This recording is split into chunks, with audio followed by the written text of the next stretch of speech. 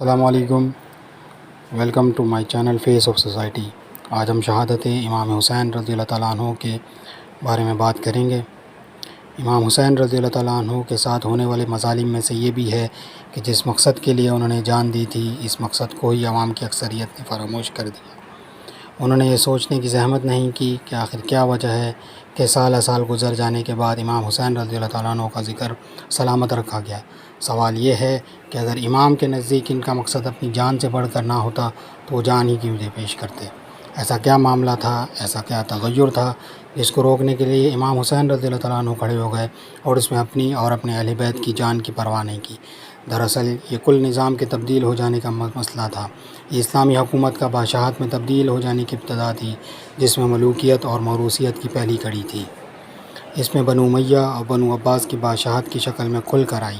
یہ جہاد محض ایک شخص کے خلاف نہیں تھا، ایک پورے نظام کو بچانے کا جہاد تھا۔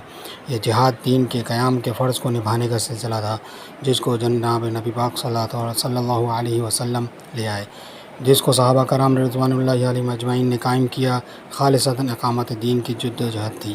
آج ہم حسینیت ہونے کا دعویٰ کرتے ہیں۔